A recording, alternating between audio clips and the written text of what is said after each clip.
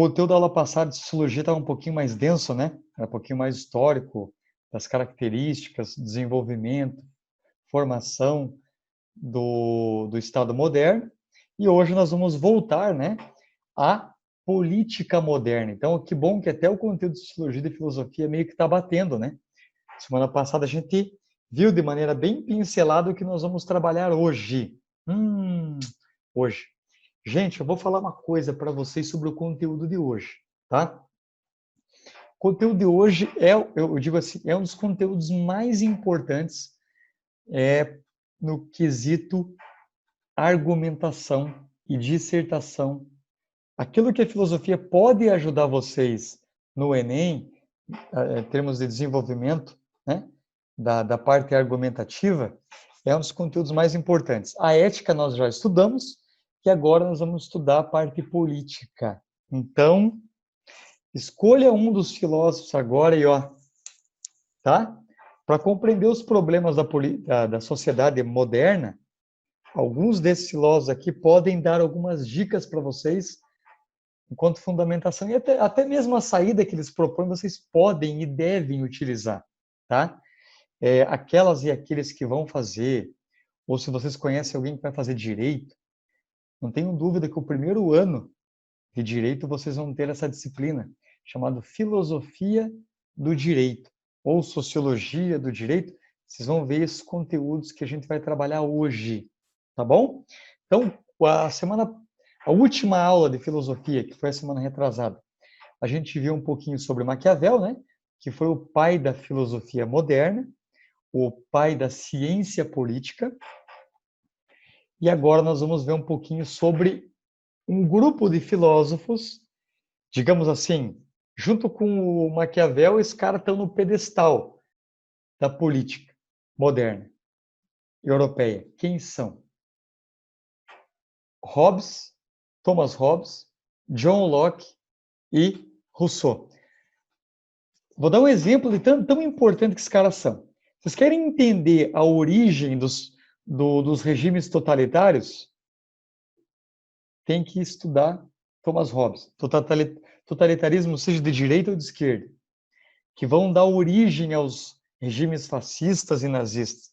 Não que o Hobbes tenha a ver com o nazismo, com o fascismo, mas a compreensão dele de Estado tem muitas características que no século XX, então, vão contribuir para desenvolver o nazismo e o fascismo, tá bom?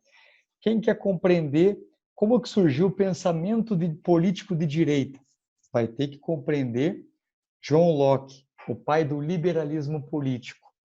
Querem entender os pensadores de esquerda, tem que compreender Rousseau. Quer compreender democracia? Quer compreender democracia participativa, não representativa?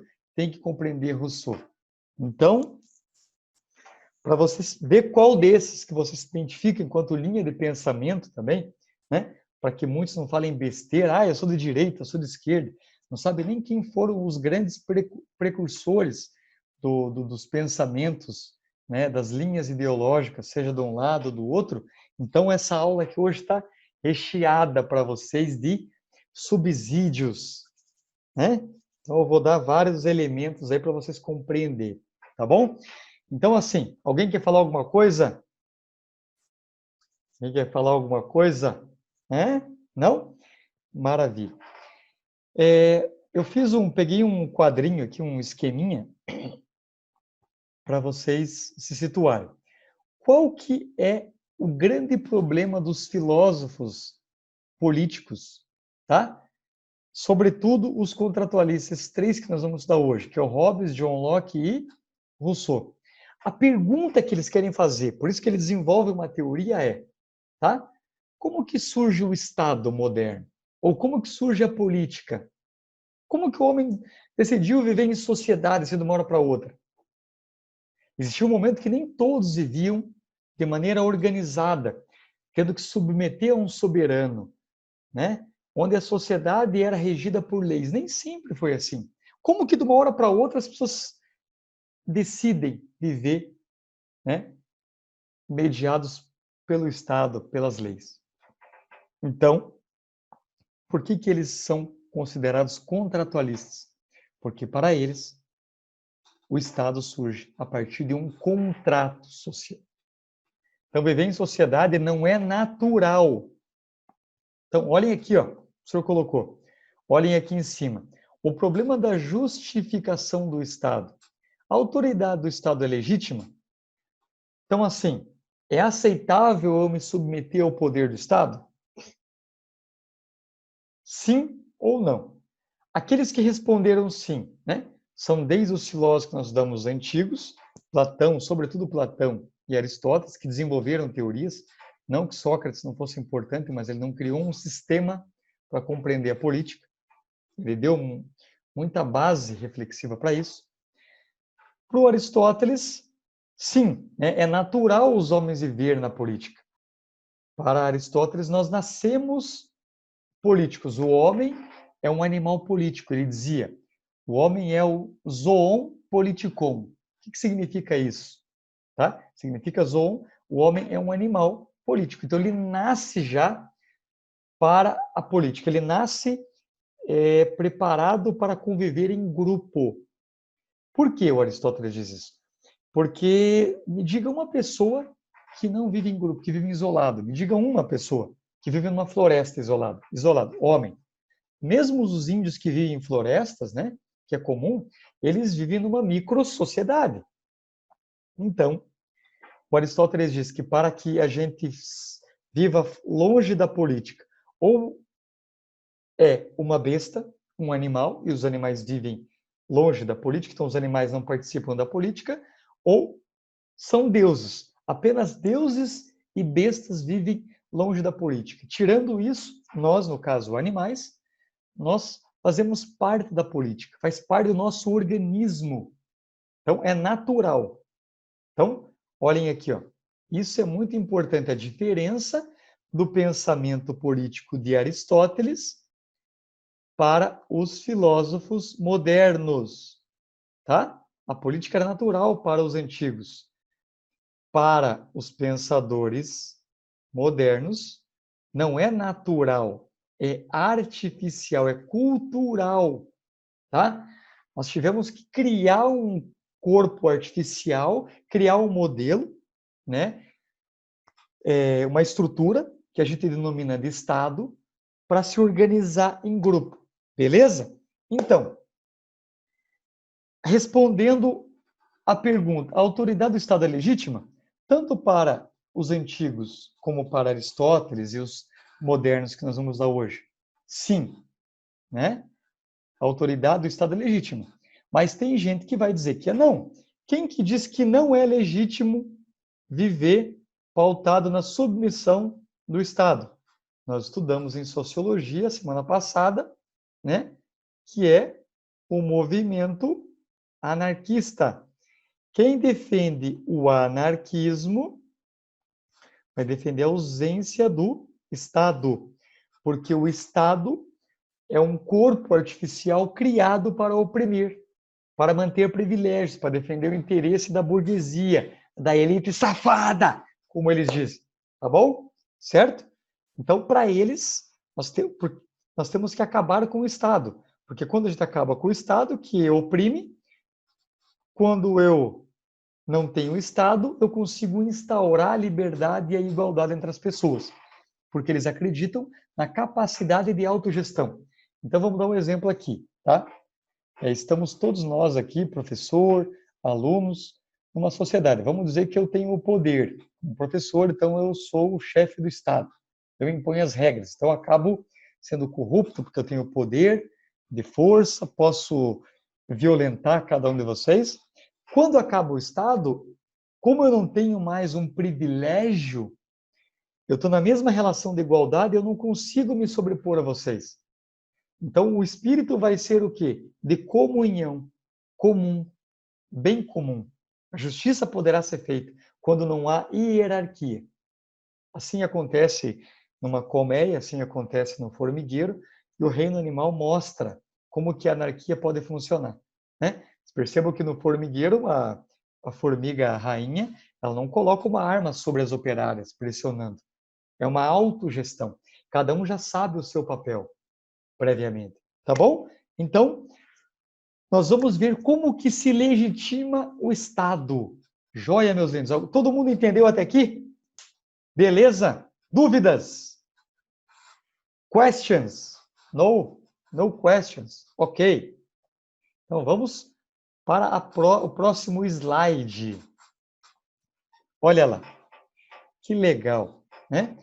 Nós não vamos falar agora sobre o Marx, nós vamos falar semana que vem, não, né?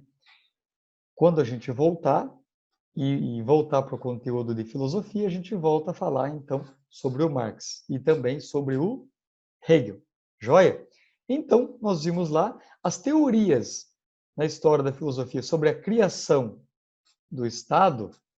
Nós estudamos a concepção naturalista, né, dos antigos, no caso o Aristóteles, e nós vamos estudar hoje os contratualistas. Então saibam por que os filósofos Hobbes, John Locke e Rousseau são chamados de contratualistas. O contratualismo surgiu a partir do século XVII, tá? Aqui século XVIII, mas começou no século XVII. Por quê? Porque eles acreditavam que a sociedade civil, ou seja, o Estado, o corpo político, surgiu a partir de um contrato, de um pacto, de um acordo, no qual as pessoas, para terem alguns direitos, abriram mão de outros direitos. Beleza? Joia. Tá? E tem a visão de Marx, né, de que vai dizer que é a luta de Estado, a luta de classe, né, que tem o Estado, então, que domina uma classe sobre a outra.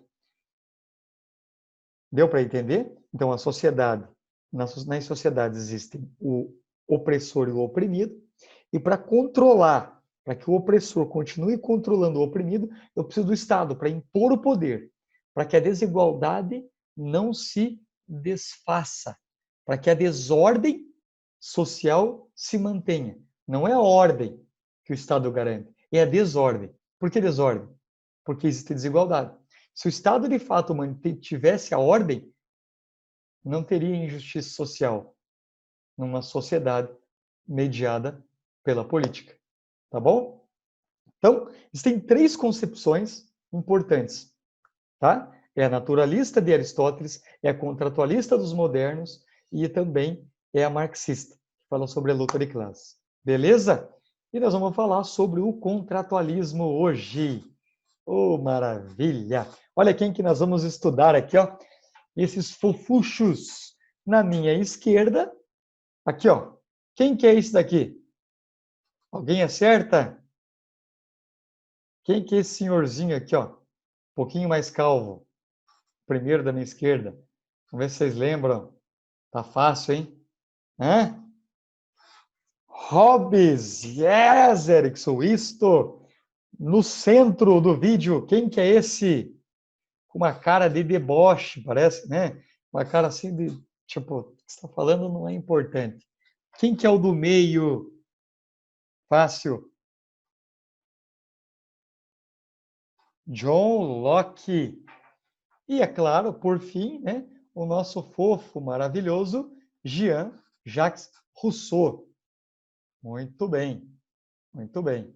Nós temos aqui dois filósofos ingleses e um francês, né? Maravilha. Muito bem. Então, por isso que eu falei que, né, é entre o século XVI que surgiu, então, a filosofia contratualista com o Hobbes, né, que é do século XVI e XVII. Mas o auge ali, vocês percebam que o contratualismo é tão importante, a teoria desses três filósofos, que eles vão dar origem às próprias constituições dos Estados modernos. Então, a própria Constituição americana, francesa, inglesa, até mesmo a brasileira, vai ser constituída a partir dos ideais iluministas desses caras aqui. Quando a nossa Constituição fala sobre liberdade, sobre igualdade, sobre direito à vida, sobre direito à propriedade, foram esses caras que idealizaram, tá? E o que é mais importante, já que a gente está falando de iluminismo aqui, antes de começar, né? Falando um pouquinho de história para vocês. Esses caras contribuíram muito para o iluminismo, por quê? Porque eles tiveram que reconfigurar a política. Na Idade Média, toda a política era criada à luz da Bíblia, à luz da teologia. Agora, o homem vai ter que criar uma explicação para dizer por que existe a política.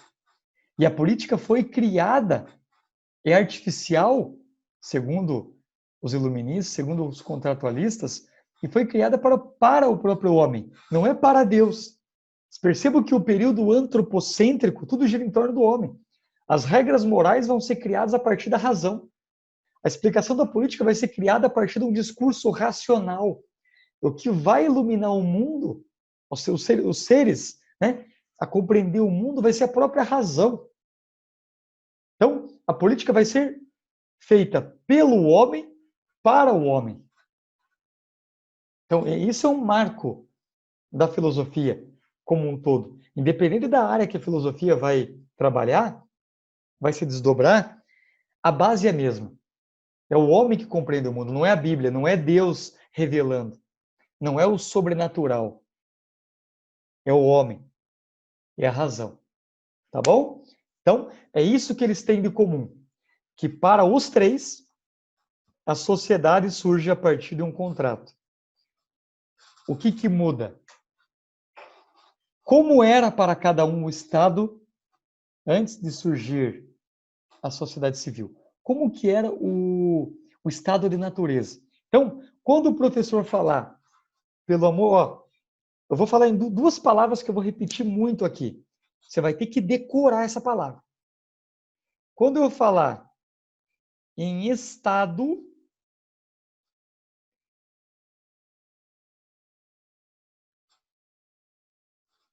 ó, quando eu falar estado de natureza,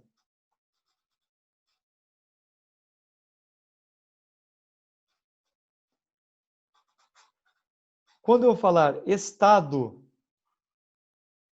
então vamos dar um bom dia para a Kátia, que está chegando, salve, na tu, tô demorando que eu tô caprichando a letra aqui, tá?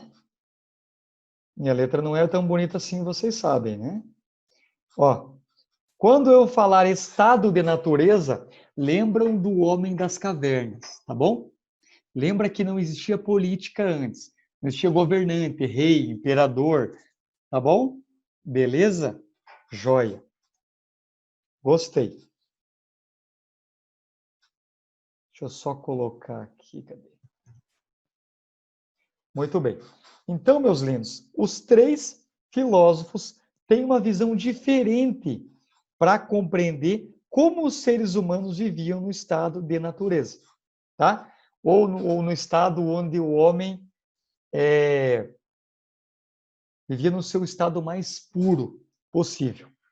Beleza? Então, dois conceitos que eu vou usar. Estado de natureza, que era antes da política, e a sociedade civil. A sociedade civil já é o período onde já existe o Estado, já existe o corpo político, já foi feito o contrato, o pacto. Então, é isso que eu quero que vocês entendam. Joia? Maravilha. Podemos passar para frente? Então, bora que lá atrás vem gente. Então, esse esqueminha aqui vai ser muito legal para vocês conseguirem compreender o que eu vou falar. Os três filósofos, Hobbes, John Locke e Rousseau, vai explicar como que os homens viviam antes, então antes, vou colocar o A aqui, antes da política.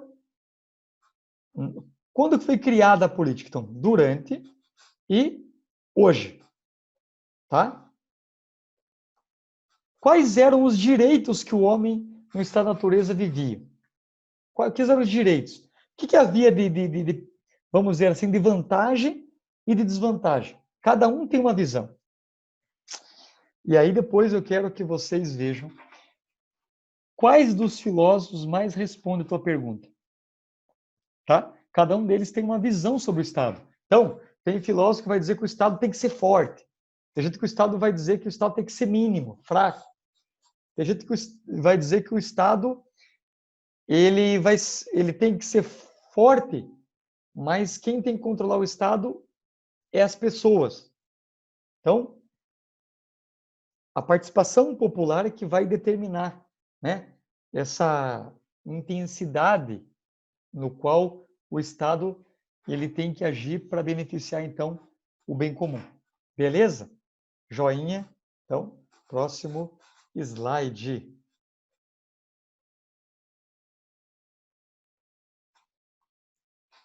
O que significa contratualismo? O professor já falou ali, bem resumida, mas nós vamos destrinchar aqui. A doutrina contratualista iniciou a formulação dos direitos individuais, ó, tá? Percebam que os contratualistas serviram para justificar o modelo capitalista também de sociedade, tá? Por quê? Porque a Revolução Francesa, ela surgiu então no século XVIII, mas precisava do quê? De alguns direitos. Direitos como igualdade, como liberdade, direitos do homem, ela vai ser fundamentada pelos contratualistas, tá bom? Tendo em vista conservar no estado de sociedade aqueles direitos que se afirma a existência já no estado de natureza. Então, antes do Estado já havia alguns direitos, que agora com a criação do Estado, da sociedade civil, então eles vão que formalizar isso. Vai ter que ser escrito, né? O direito formal. Então vai ter que estar escrito no papel, na forma da lei. Concordam os apologistas, né? Aqueles que defendem o contratualismo, que são Hobbes, John Locke e Rousseau, que o contrato dá origem ao Estado. Olha aqui, ó. Ó, aqui está a resposta à pergunta contratualista. Contratualismo, desculpe. Ó, o contrato dá origem ao Estado. Então, significa que o contratualismo, ó, contratualismo, o contratualismo significa o quê? Significa dizer que a origem do Estado,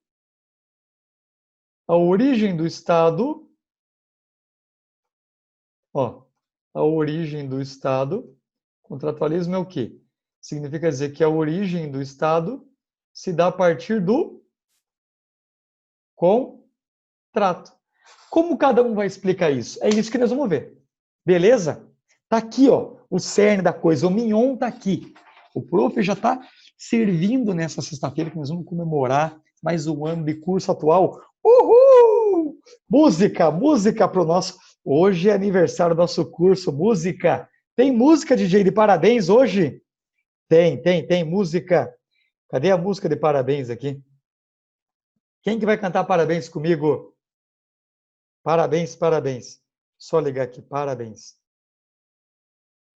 Vamos com a Xuxa, parabéns.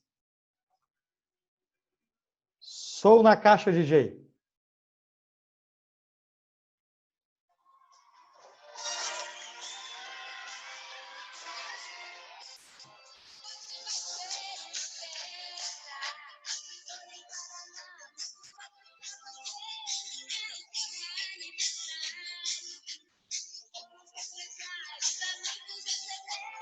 Isso aqui faz parte da minha infância, vocês não sabem a nostalgia que é. Hoje não é quinta, mas é dia do TBT, lembrar dos aniversários, raiz. Vamos lá.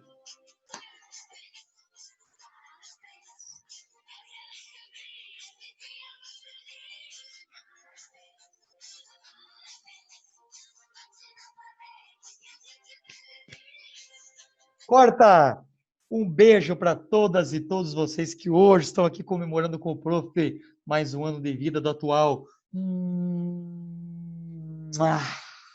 Seus lindos, cheirosos, cremosos, maravilhosos, sedosos e sedentos pelo saber filosófico que vem das alturas gregas, lá no Monte Olimpo.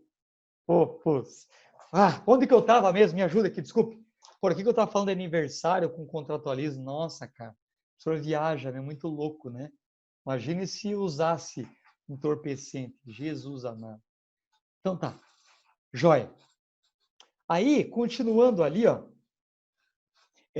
no terceiro xizinho, é a valorização do indivíduo, pois, fundado em uma época minimalista, atende a dois princípios: a legitimidade da autopreservação e a ilegalidade do dano-arbítrio feito dos outros. Então, o que significa dizer isso? Significa dizer o quê? Ó, quando ele diz, são dois princípios que vai ser atendidos: a legitimidade da autopreservação e a ilegalidade do dano-arbítrio feito dos outros. Então, o que o Estado, a sociedade civil, vai garantir é justamente a preservação de cada um, né? Garantir a integridade, os direitos individuais de cada um, e o quê? E evitar com que ocorra a ilegalidade, aquilo que a lei não estabelece. Então, percebam que o direito, na realidade, ele vai servir para regulamentar, para organizar cada indivíduo. Agora, meus lindos, uma coisa muito importante. Os contratualistas, eles não estão preocupados com a sociedade como um todo, é para garantir o direito individual. Perceba que a concepção é individualista. Tá? É tipo cada um no seu quadrado. É essa a perspectiva da filosofia política moderna, que se diferencia da filosofia tanto antiga quanto medieval. Beleza? Quem tiver dúvida depois, tem no canal esses 3 vídeos aí, bem mastigadinho, para vocês saberem a diferença do pensamento de cada um deles. Joia? Para terminar aqui, a autoridade legítima passou a ser encarada como coisa fundada em pactos voluntários, feito pelos súditos do Estado. Então, a sociedade civil, a política surge a partir do contrato, esse pacto voluntário. As pessoas voluntariamente, né, segundo Hobbes e segundo John Locke, quiseram criar o Estado para garantir alguns direitos naturais, ou para conseguir sobreviver, para conseguir manter a propriedade ou manter a segurança, coisa que a gente vai ver para alguns não havia essa possibilidade, né? No período lá dos homens da caverna. Somente o Rousseau tem uma visão um pouquinho diferente deles. Com o moderno, ele foi um grande revolucionário. E diria mais para vocês. Diria que o Marx não seria Marx sem Rousseau. É tão importante, vocês vão entender por quê. E eu digo que esse filósofo que nós vamos estudar hoje, ele foi o filósofo que conseguiu responder a grande questão que me colocou no mundo da filosofia. Eu comecei a fazer filosofia porque eu queria descobrir por que existe desigualdade social. Desigualdade social é uma coisa que me persegue há muito tempo. E a resposta para essa pergunta, quem me deu foi Rousseau. Primeiramente foi Rousseau. Então, já vou dizer para vocês daqui a pouquinho um livro dele, tá bom? Joia? Vamos para o próximo slide. Na tela para nós. Ó, olha o esqueminha que eu fiz para vocês aqui, ó. Então, eu estava falando de política, direita, esquerda, que mais que eu falei para vocês? Falei sobre Estado forte, né? Regimes totalitários. Então, olhem aqui, ó. O Hobbes defende o absolutismo. Então, os regimes totalitários defendem o absolutismo, poder absoluto do Estado, certo? Então, você vai pegar os regimes nazistas, fascistas do século XX, tem como base a influência de Hobbes. Os estados mais liberais, né? Os pensamentos de direita, Estado mínimo. Então, ela é originada a partir do pensamento político de John Locke. Então, o que nós entendemos hoje por neoliberalismo é uma associação, uma combinação do pensamento de Locke com o pensamento de Adam Smith, né, e David Ricardo também, certo? Porque o John Locke ele é o pai do liberalismo político. Então, tantos partidos de centro, tá? Seja centro-esquerda, centro-direita ou partidos de direita, utilizam como base, tem um pouquinho do tempero do John Locke. Então, tem gente que vai dizer, como Hobbes, não, o Estado tem que ser forte. Só vai ter alguns direitos X e Y se o Estado for forte. Nós vamos entender por que o Estado tem que ser forte por Hobbes. Ou por que o Estado tem que ser mínimo para o John Locke? Né? O John Locke ele vai dizer, quanto menor for o Estado, mais liberdade terão as pessoas. O Hobbes não. Vai dizer, não, quanto mais fraco for o Estado, mais violência vai ter. E o Rousseau vai dizer o quê? O Rousseau eu vou deixar para depois. Que esse é um assunto à parte. Para o Hobbes, o homem é mau. Para John Locke, o homem não é bom e nem é mau, ele é apenas desorientado. E para Rousseau, vocês já ouviram a frase, o homem é bom, a sociedade que o corrompe. Quando ele diz que o homem é bom, ele está dizendo que o homem é naturalmente bom. O homem no estado de natureza, o homem vamos dizer assim, quando ele não estava mediado pela política, o homem das cavernas, o homem nasce, ele naturalmente ele é bom. A sociedade que o corrompe, as leis, as instituições políticas corrompem o homem. Então ele vai ter que criar um novo pacto, né? Porque não tem como voltar a viver na floresta, na selva. Que bom seria se todos nós fôssemos indígenas, né? Vai pensar assim o Rousseau. Se pudéssemos voltar ao momento onde todos nós éramos selvagens, tá? Outra coisa, qual que é o objetivo do Estado? Para o Hobbes era a preservação da vida. Para John Locke, a preservação da propriedade. Tu vai ver por que ele pega a propriedade. Os capitalistas vão adorar o discurso, né? Sobretudo do John Locke. Percebam que agora a ideia de liberdade no século XVIII vai ser muito importante, porque com a Revolução Francesa, com a Revolução Industrial, os burgueses precisam do poder político, né, para impulsionar as economias aí. Porque depois da Revolução Industrial a coisa explode, né, na Europa. E para Rousseau a liberdade civil, certo? Para o Hobbes a delegação do poder lá é imposta. Então, assim, tem que ter alguém que manda, e esse alguém é o soberano, que tem o poder executivo. Para o John Locke, é espontâneo, então as pessoas, por livre vontade, se dispõem a delegar o poder para um soberano, no caso, né, o poder legislativo e o poder executivo. E para o Rousseau, é espontânea também. Então, as pessoas que desenvolveram devem fazer um novo pacto que eu vou explicar como que deve ser. Joia? Meus lindos, antes de eu passar para o próximo slide, como falta aqui 3 minutinhos, eu vou encerrar agora para não cortar a nossa live aqui e já mando o link para vocês. Não fujam, beleza? Certo? Já retornamos aí então. Cadê aqui? Joia.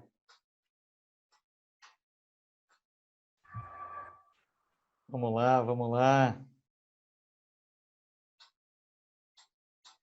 Voltando, voltando, voltando.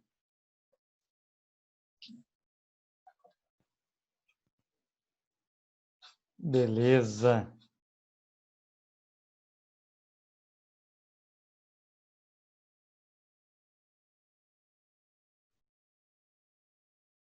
Tem mais alguém? Vamos ver. Esperar o pessoal chegar. Maravilha. Então, o seguinte, gente linda. Seguinte, o Rousseau. Putz, o que esse cara pensa? A gente viu ali que ele defende o Estado democrático, né? Mas para ele, como que viviam os homens no estado da natureza? Olhem esse esqueminha que o prof colocou para vocês aqui, ó. Olha. Então, os homens, eles viviam para quê? Esses homens da caverna, né? Antes da sociedade civil, antes do surgimento da política, antes do contrato social. Como que o homem vivia? Estado da natureza. Ele vivia para as necessidades básicas, comer, beber, as relações sexuais em família, né? Os instintos de sobrevivência. Então, naquela época não havia diferenciação entre melhor, pior. O homem era bom, vai dizer o Rousseau. E ele tinha alguns direitos, como vocês viram com os outros autores lá, né? Apesar que eles não concordavam que havia esses direitos. Mas para o Rousseau, o homem, ele não é mau, ele não é, desorientado, como dizia o John Locke, e nem mau, como dizia o Hobbes. O homem era bom. Por que ele era bom? Por quê? Porque eles viviam sempre procurando uma ajuda mútua. Se vocês perceberem, as mais antigas civilizações, vocês vão compreender, né, dentro desse espírito indígena, que eles dividiam tudo o que eles tinham. Então, às vezes, um caçava, outro pescava, outro plantava, e no final do dia eles chegam na aldeia e dividem entre si. Então, havia o quê? A igualdade. Então, havia a bondade, a igualdade, havia também a liberdade, porque a gente sabe que os índios, né, eles trabalhavam quando queriam, não tinham opressão. Então, todo mundo era dono de todos, tinha sim o direito à propriedade. Aí você vai falar assim, prof, tá, mas se eles viviam bem, em harmonia, assim, igual os indígenas, sem BO, sem conflito, né? Por isso que os indígenas não precisam do Estado, eles vivem tão bem assim. Então, por que que surgiu a sociedade? Pô, mas estava tão bom, por que que você vai, né? Você vai cagar nas coisas, tá tudo beleza? Então, se vocês forem, de que tiverem a oportunidade de ler o discurso sobre as origens e os fundamentos da desigualdade entre os homens, do Rousseau, na primeira parte ele vai mostrar como que o homem vivia, né? Que ele era bom selvagem, vivia apenas pautado ali na questão da sobrevivência. Ele era ingênuo, né? Não tinha essa coisa, um querer se destacar. Aí aconteceu uma desgraça que fez com que então surgisse a sociedade civil. Alguém pode dizer para mim qual foi esse fator que contribuiu para toda a desgraceira ocorrer na sociedade? Vai ganhar hoje vai ganhar o quê? Um rodízio, né? Só que tem que ser em casa, né? Porque a gente tem que, não adianta você ter direito à pizza e não ter direito de viver depois, né? Vai ganhar um rodízio de pizza em casa. Quem tem em mente a resposta? Digam para mim, que desgraceira aconteceu? Erickson, o prof não entendeu aqui a interpretação errada de Darwin. Como assim?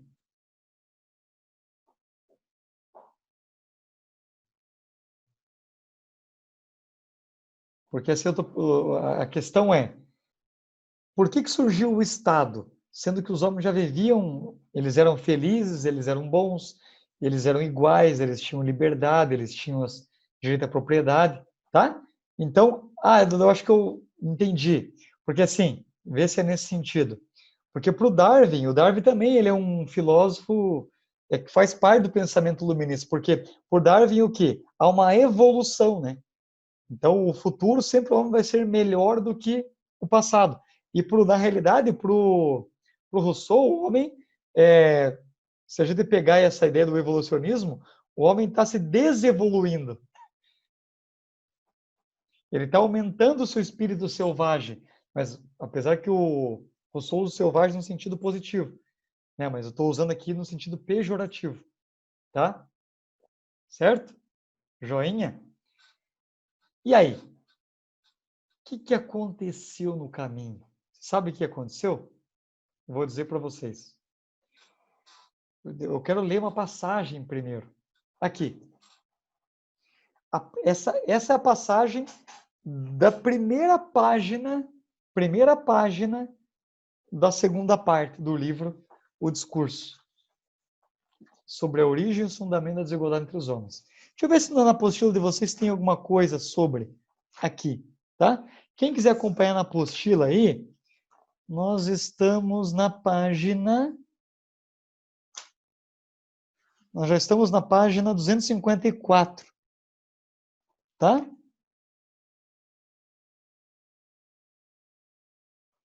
Deixa eu ver aqui. Aqui, deixa eu ler uma parte para vocês.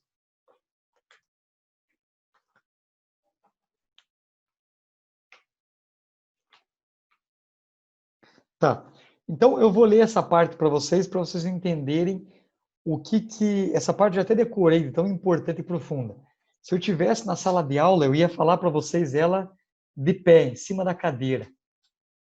Essa parte é a parte que me deu resposta para o meu questionamento filosófico. Foi essa resposta que me impulsionou a buscar a filosofia.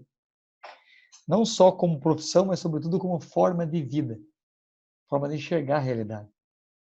Então, abre aspas, sintam a resposta do Rousseau para a origem da desigualdade. Como que surgiu a sociedade? Por quê? Quem foi o canalha? Quem foram os canalhas que fizeram a caca na sociedade? Olha lá, abre aspas. Vou até ler de pé, se vocês me permitem aqui. Essa frase é muito grande para ler sentado. O primeiro que, tendo cercado um pequeno terreno, se lembrou de dizer: isto é meu, e encontrou pessoas bastante simples, né? Para não dizer burras, ignorantes. Foi o fundador, o verdadeiro fundador da sociedade civil. Quantos crimes, guerras, assassínios, misérias e horrores não teriam poupado ao gênero humano aquele que, arrancado às estacas, tivesse gritado aos demais: livrai-vos de escutar este impostor. Saberdes que os frutos são de todos e a terra, a terra é de ninguém. Jean-Jacques Rousseau. Profunda. Profunda. Pergunto para vocês, meus lindos, quem que criou o Estado? O Estado existe para acabar com a miséria, com a desigualdade? Bom, eu acho que, vamos pegar um exemplo de hoje. Existe o Estado, existe a justiça, existem os legisladores, existe o poder executivo. Acabou a miséria, acabou a desigualdade? Então, por que o Estado foi criado? Alguém pode me dizer? Eu acabei de dizer a resposta. Porque quando um canalha roubou a terra, vou dar um exemplo. Imagine que a gente viva numa tribo indígena. Quando chegou um esperto, cercou um pedaço de terra e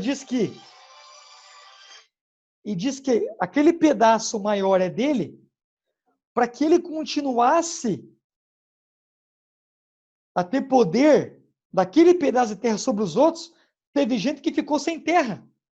E quem ficou sem um pedaço de terra teve que trabalhar para aquele que teve terra. Ou seja, foi a propriedade privada a origem da desigualdade, a origem do Estado. Então, vou dar um exemplo. Para eu roubar, então, um pedaço de terra, para que ela ficasse comigo e eu não arriscar com que os outros também pegassem de mim, eu crio o Estado. Aí eu pego a escritura e digo, ó, tá aqui, ó. Ó, a escritura diz que é minha, não roubei ninguém. Quem rouba é eu sem terra. Vagabundo é eu sem terra. Mas agora, quem veio de Portugal para cá tomar a terra dos índios, os grileiros, né? Tem uma proposta aí no Congresso para legalizar a grilagem de terra. Estão conseguindo entender para que o Estado serviu? Para beneficiar uma elite. Ou seja, o Estado é um bancão de negócios para a elite econômica, para dar privilégios. Veja um exemplo.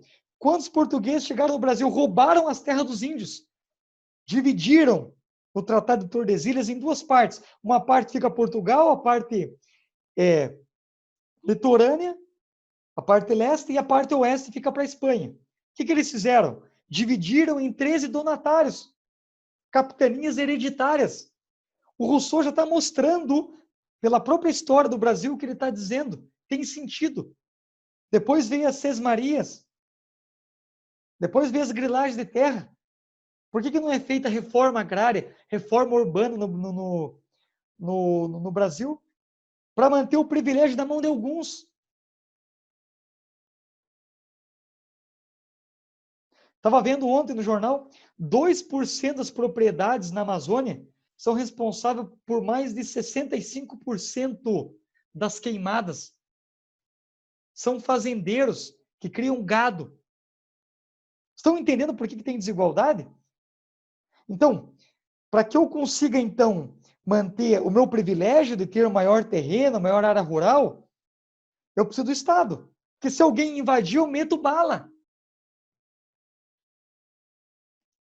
E se você ficou sem terra, ou se você tem um pedacinho de terra, você não vai conseguir competir comigo. O que você tem que fazer? Vender.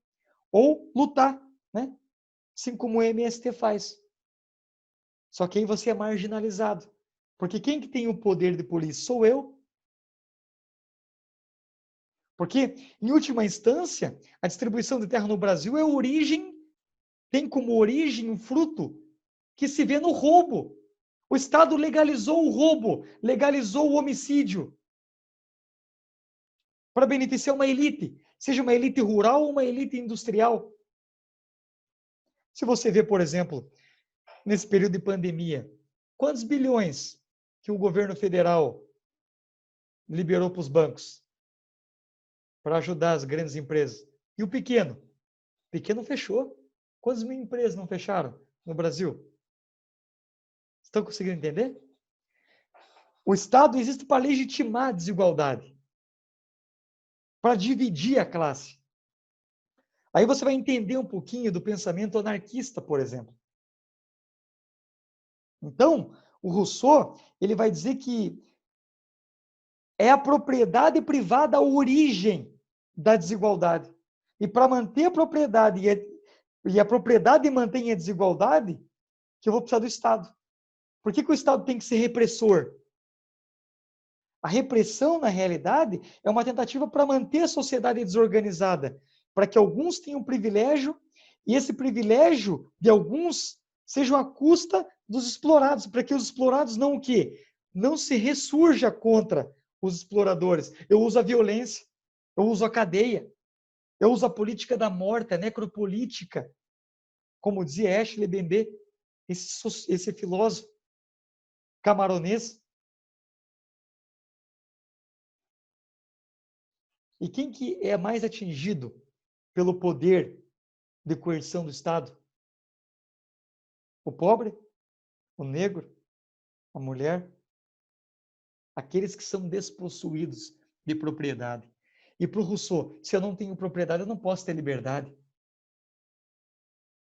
Então, a propriedade é a origem da ganância. E é esse insight que o Marx vai pegar. O individualismo, o egoísmo, a violência, a miséria, tudo isso é ocasionado pela desigualdade, o quê? Material.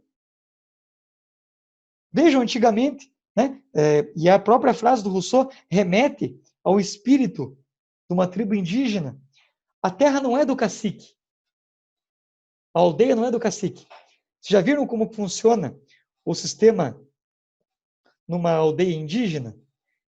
O indígena ele não tem o melhor quarto, lá não existe repartição. Isso é burguês, isso é uma invenção burguesa, moderna. O líder de uma tribo indígena, ele apenas tem uma função diferenciada, ele não é melhor. Então, cada um tem o seu papel. E todos se ajudam mutuamente, porque o espírito é o bem comum. Perceba como é que eles são bons. E por isso que eles são felizes. Por isso que eles são livres. Porque é tudo de todos. Agora, quando alguém pega um pedaço que aquilo ali é dele, os demais não vão ter. Aí começa o individualismo. A gente pode pegar isso na internet. A gente pode compreender isso na internet. A gente acha que é melhor quem tem mais curtidas, quem tem mais seguidores. É como se o meu corpo valesse mais, enquanto modelo, se tivesse mais visualizações no meu Instagram. O meu corpo vale mais. Meu corpo é visto como propriedade. Porque não importa o nós. O que importa é o eu. Então, para o Rousseau, não existe como eu superar a desigualdade sem acabar com a propriedade privada. Veja, não estou falando da propriedade, estou falando da propriedade privada, na mão de um, de outro. Sobre o que nós vamos fazer então, velho? Qual que é a saída? Quem poderá nos ajudar, nos defender, como dizia o Chapolin Colorado? Eu! Então, aí, como na obra A Origem, né, o discurso sobre a origem e os fundamentos da igualdade entre os homens, o Rousseau criou essa obra que é o contrato social. Nós deveríamos criar um novo contrato. Esse daqui deu merda. Como que nós deveríamos educar as crianças para que elas sejam boas, não sejam egoístas, né? Que era só porque ela tem um iPhone, ela é melhor do que o outro. Então, essa ideia de separação, a propriedade, no sentido de eu ter o que você não tem, que me torna superior a você. O egoísmo tem como origem o que é propriedade privada. É isso que nós temos que acabar. Então, o Rousseau cria na sua obra, né, tem a sua obra O Emílio, ou da educação, ele diz que nós deveríamos ser educados no campo, lugar afastado da civilização, porque esses valores corrompem as crianças. Olha que legal. Já perceberam que as crianças do interior, assim, quanto menos industrializado, lugares bem afastados, são pessoas mais ingênuas? No sentido assim, não tem maldade, não tem pureza. Elas não vão para a escola tentando dizer que porque ele tem um Nike ele é superior ao outro. Então tem um pouco disso na pedagogia do Rousseau. Interessante. E na obra O Contrato Social, ele vai dizer então o quê? Não é o governante que vai mandar. O governante ele vai apenas o quê? Fazer aquilo que a maioria decidir. O Rousseau tem uma expressão que é vontade geral. Vontade geral significa a visão predominante das pessoas, da maioria, em relação ao bem comum. Eu vou dar um exemplo. Não é a soma das vontades individuais, a vontade geral. É esse espírito do bem comum entre a maioria das pessoas. Vou dar um exemplo do que seria um novo contrato social para o Rousseau. Alguns anos atrás, não sei se esse governo municipal faz isso, mas governos anteriores faziam uma coisa que era participar de audiências públicas em alguns bairros. Então, o prefeito vem aqui, vamos dar um exemplo, né? No bairro onde eu resido e pergunta: vocês querem creche ou querem asfalto? A maioria decide, né? Mas o que seria a vontade geral? Seria o seguinte.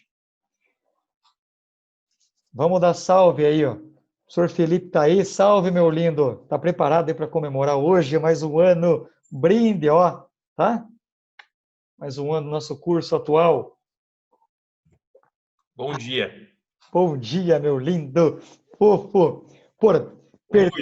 você perdeu a melhor parte aqui. Tá falando da desigualdade, da origem, os fundamentos da desigualdade entre os homens, né? Opa, Rousseau? Nossa Senhora, sem isso o Marx não seria o Marx. Mas, enfim, onde que o prof estava aqui? Eu até me confundi, eu estava falando do... Ah, tá. Eu estava dando o exemplo daquilo que o Rousseau defende, né? Que é o plebiscito, o referendo, essas ideias que hoje a gente comunga muito no espírito democrático, surgiu, então, a partir dos pensamentos e reflexões do Rousseau. Então, algumas prefeituras, né, alguns governos anteriores faziam isso em Curitiba. Então, eu vou lá em tal lugar e ouço as pessoas. Então, o que está precisando no bairro? Então, se aqui estiver precisando de creche mais do que asfalto, é claro que eu, enquanto um cidadão que penso no bem comum, a vontade geral deve ser essa. Então, muitas vezes a vontade geral ela não é expressada. Vou dar um exemplo. Então, se um governo ele não ouvir a população, ele deve ser destituído, segundo o pensamento de Rousseau. Então, essa é a perspectiva de análise da obra dele, voltando lá, né? Voltando lá com a obra, O Contrato Social. Então, é uma tentativa de reformar aquele carro velho. O que é o carro velho? Essa sociedade que não deu certo. O Rousseau, a gente deveria voltar pro mato, exatamente. Voltar ao estado natural. Não tem como, velho, né? Então percebam que a sociedade ela regrediu. Ele foi um dos grandes iluministas porque ele enxergou de uma outra maneira a modernidade. Ele olhou na contramão de tudo. Pô, nós estamos pegando, nós não estamos no trilho. Esse trem está descarrenhado. Ele está indo para onde? Está andando para trás. Mas já que não dá para voltar para onde nós éramos bons selvagens, como diz ele, então vamos refundar a sociedade civil por meio do novo contrato social. Ou seja, vamos dar mais um exemplo aqui. Se o governo quisesse aumentar impostos, vai passar isso? Depende. Quem que tem que outorgar isso? Tem que ser a população. Então, se a maioria defender isso por meio de um plebiscito, de um referendo, a gente consegue resolver isso. Então, o Rousseau ele dá uma resposta para os problemas sociais. E é isso que geralmente o Enem vai cobrar. Problemas sociais. Como que se resolve isso? Ah, vamos criar tal lei, mas como que passa essa lei? Ela passa por que tipo de aprovação? Ela passa pela vontade geral. Aquilo que for uma vontade geral. O que é a vontade geral? Não é o que a maioria apenas pensa. É o que a maioria pensa, mas sempre dentro de uma perspectiva de bem comum. Então, qual que é o elemento-chave do Rousseau, que eu acredito que ele consegue dar um up em relação aos demais pensadores contratualistas? Que ele consegue fazer permanecer o pensamento de Aristóteles, de Platão, que valorizava o ideal, né, como deveria ser, mas ele não também é apenas um idealista. Ele sabe que existem interesses egoístas, interesses individualistas na sociedade moderna, né? Então, ele consegue unir isso. Meus lindos, vamos pegar a apostila e vamos para o exercícios. Joia! Qual página, prof? Vamos selecionar algumas aqui, eu quero ver se vocês estão craque na coisa. Vamos lá, vamos lá. Cadê aqui? Deixa eu só me organizar.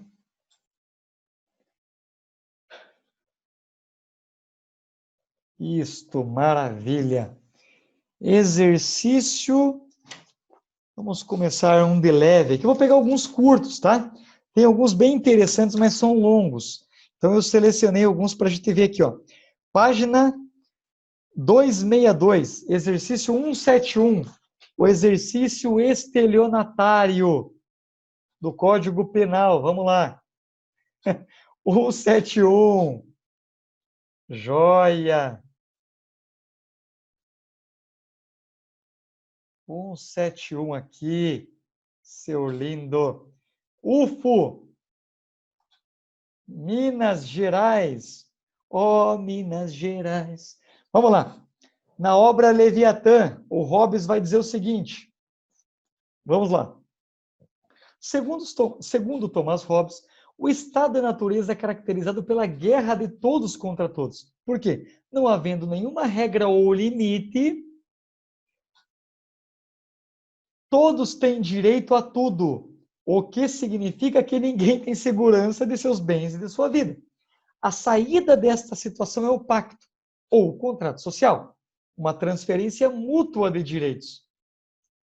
Tá de boa aqui, né? Com base nessa afirmação e nos seus conhecimentos sobre a obra de Hobbes, assinale a alternativa que caracteriza o pacto social. Então, o acordo. O que caracteriza o acordo? A. Pelo pacto social cria-se o Estado, que continua sendo uma mera reunião de indivíduos somente com laços de sangue. B. Pelo pacto social, a multidão de indivíduos passa a constituir um corpo político, uma pessoa artificial, o Estado. C. O pacto social cria-se o Estado, mas os indivíduos que compõem continuam senhores de sua liberdade e de suas propriedades. D. O pacto social pressupõe que o Estado deverá seguir a segurança dos cidadãos, mas em nenhum momento fará uso da força pública para isso. Meus lindos e lindas, tempo no vídeo, qual é a resposta correta? A, B, C ou D?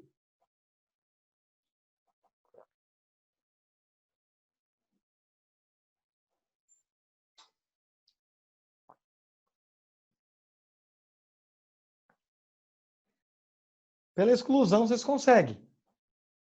Tá certo, ah? Às vezes, se você não souber o que está correto, você pode ir pelo raciocínio inverso. Qual está errado? Ah, pelo pacto social cria-se o Estado, que continua sendo uma mera reunião de indivíduos, somente pelos laços de sangue. O Estado é criado apenas pelos laços de sangue. Uma mera reunião, não tem nenhuma finalidade além disso? Não. Né? Alguém, alguém ousa dizer qual a resposta correta? O Erickson vai na B, mais alguém vai na B?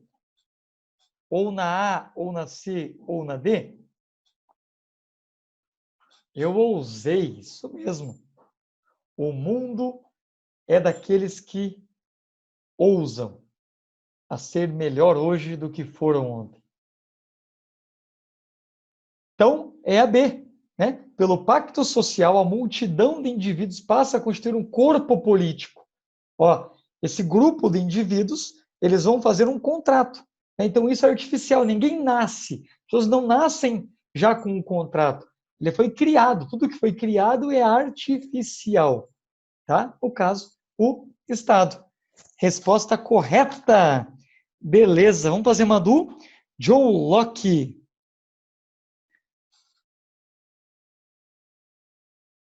Fazer uma do UniOeste 174. Bem curtinha também. 174. Lado esquerdo.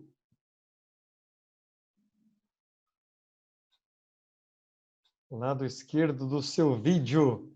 Olhem lá. Segundo a filosofia política clássica, mesmo considerando a diversidade de concepções de contrato partilhada por seus principais representantes, Hobbes, John Locke e Rousseau, a constituição do Estado Civil ou sociedade política marcaria uma ruptura profunda no ordenamento da sociedade humana. Com base na ideia de contrato defendida por esses autores, é correto afirmar que a constituição do Estado Civil ou sociedade política representaria. Então, a constituição do Estado Civil, né, ou sociedade civil, ela representaria o quê? A superação do estado de natureza, a redenção teológica da humanidade, C, o retorno idílica, idade de ouro da história humana, D, a regressão da vida em sociedade ao estado de selvageria, a superação da exploração do homem pelo homem e o fim da propriedade dos meios de produção. O que é o Estado civil ou a sociedade civil?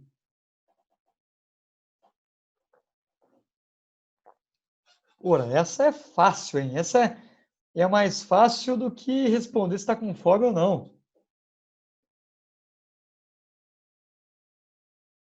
O Erickson diz que é a A. Alguém mais vai com ele? UniOeste.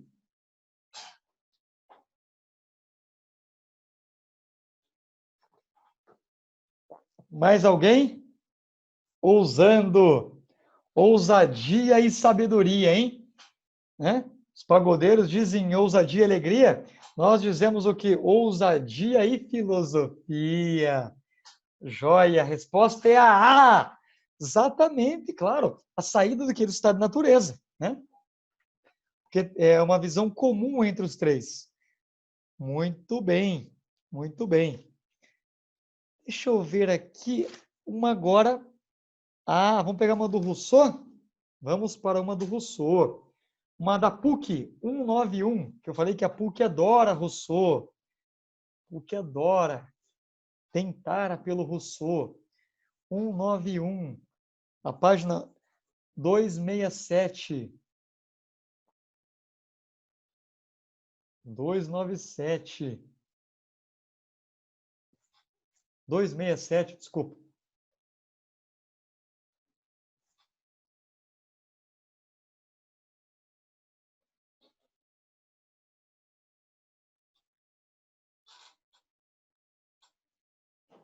Isso já é o módulo 10, tá? Muito bem. Cadê? Aqui, 191. Ué, subi demais aqui. Perdoe o prof. Vamos lá. Nada como ter o livro físico, né? 191 aí, a próxima aqui. Joia.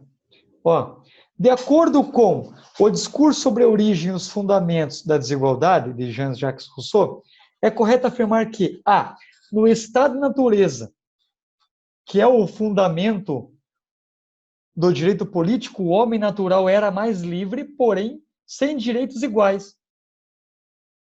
B, no estado da natureza, fundamento do direito político, o homem natural era um ser de direitos iguais, porém não era livre. C, no estado da natureza, os direitos fundamentais do homem eram igualdade, liberdade e propriedade. D, no estado da natureza, já existe o direito de propriedade. Então já existe algo formal ali por meio da lei. E, no estado da natureza, os direitos fundamentais do homem eram igualdade e liberdade. Tempo no vídeo. Qual é a resposta certa? E aí? Tem que estar toda ela correta, hein? Cuidado. E. O Erickson vai no E.